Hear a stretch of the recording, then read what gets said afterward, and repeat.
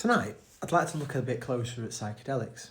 You see, what happens if the closest that humans have ever come to God wasn't through prayer or meditation, but through psychedelic experience? And then what happens if that opportunity to connect with God was taken away from us? You see, when we look a little bit closer, and I'll explain this throughout the video, at psychedelics, you can see that we've got a long history with them, and also that there's a lot of potential benefits of psychedelics. So let's have a look. You see, long before modern society, before laws and institutions, human beings have been recorded across the world entering into altered states of consciousness. But this wasn't for entertainment or escape, it was for meaning, to connect with a higher power, to heal. The Vikings are now known to have used a psychoactive plant, possibly the Amantia muscaria mushroom, before they went into battle. And so there's quite a lot of research into this, and we always assumed that the berserker moment when they were going crazy in battle was because they'd been drinking loads of alcohol on their boats before they arrived on whatever foreign shores. But actually, they had this active psychedelic plant that they were using not to lose control, but to step beyond fear, to enter a state where pain disappeared, where hesitation vanished, where something greater seemed to take over them. But where did they get it from? Well, we need to look a bit deeper, a little bit further back into history, to ancient Greece. And this is where we hear about the Eleusinian mysteries. And this was a ritual that lasted nearly 2,000 years. And it was attended by all the elites of society, philosophers, rulers, even men like Plato. But every single person who went through it was sworn to silence. So whatever happened inside, we don't know. There was no record of. However, there has been some details emerging, because at the centre of this ritual was a drink. It was simple on the surface. It was made up of barley, water, and mint, and it was called kykeon. But then some of the greatest minds started to look a bit closer at the Eleusinian mysteries, trying to understand what was in this drink, what was in the rituals. We had our Gordon Wasson, we've got Albert Hoffman, we've got Carl Ruck. And these weren't fringe voices, they were serious academics. You know, one of them, scientist who discovered LSD. One was a pioneer in psychedelic research, and then one was a scholar of ancient language and ritual.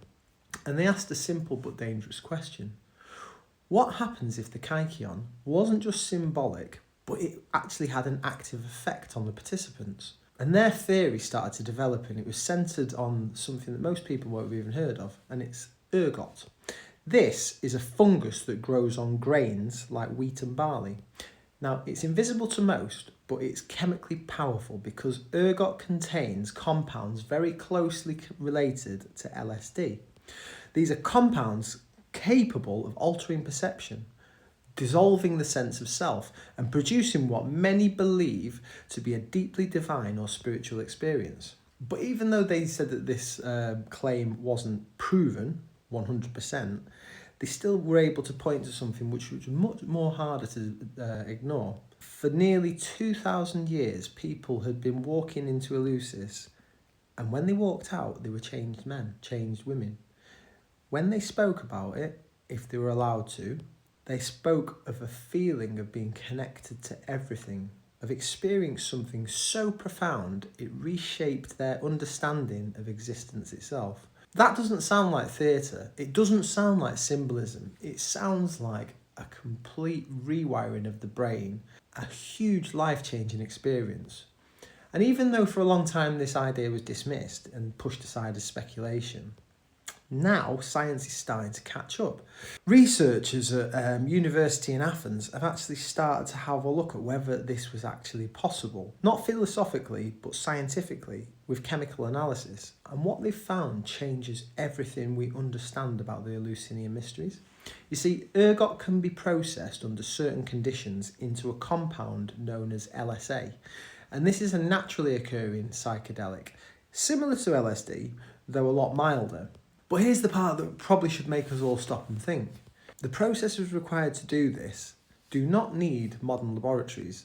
They've been done using simple techniques that may have been developed by accident because ergot, which is a fungus, had started to grow on the wheats, started to grow on the grains. And when people were taking this ritual food or drink with the ergot grains within it, they started to hallucinate. So this then begs the question, and the question is, it's no longer, is this ridiculous? It becomes, was this knowledge once known and then lost or withheld from the rest of us? So let's bring this into the present now, because this isn't just history, this is modern day cutting edge neuroscience. I stumbled across this myself when I was going through my own recovery journey from post-traumatic stress disorder, and it is absolutely revelatory. The brain has got something called the default mode network, and this is a system which is responsible for your sense of self, your identity, your inner voice and your ego.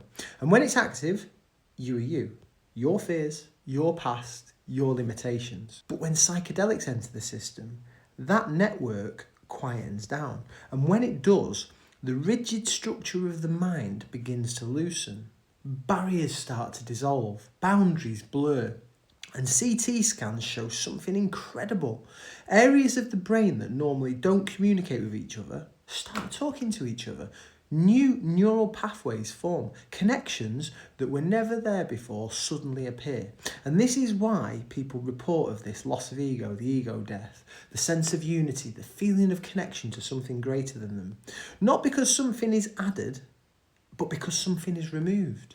That mode network that has been blocking you from healing yourself. So if you think about conditions like trauma, PTSD, any of these sort of traumatic after event effects on the brain, they trap the brain in loops, they replay the pain, it attaches the emotion to a smell or to a sight or a sound.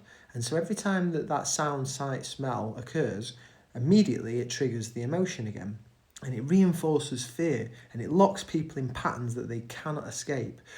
But the psychedelics disrupt these loops. They allow the brain to literally divert around the piece of trauma to process it instead of suppressing it. And, major institutions like the Johns Hopkins University and the Imperial College London are now researching them in depth. And the results are hard to ignore. The veterans, and this is men and women who've seen the most unimaginable things, are genuinely finding relief. Not through numbing the pain, but by facing it, understanding it and releasing it. So let's just take a step back, and look at the full picture now. We've got ancient cultures that may have had access to substances that dissolved their ego, removed fear and allowed direct experiences with something beyond the self. Then came modern systems, the institutions, the authority, the control mechanism, the elites. And suddenly, those substances are banned, outlawed, demonized, everything grouped together. LSD is a Class A drug. No discussion, just control. So ask yourself this: if human beings can access profound, life-changing experiences without permission, without a system, without an intermediary, what happens to the system? Maybe this is about safety, maybe it's about healing, but maybe it's about control. One thing's certain, the experience was real, the knowledge was real, and now it's coming back. And the question isn't whether the door exists, the question is what happens when people start walking through it again. Because once you realise that you can change your own mind, heal your own trauma, and maybe even touch something beyond the stars, you won't ever forget that experience. You won't ever unlearn that. And I'm not saying give it a try, but I'm just saying think openly.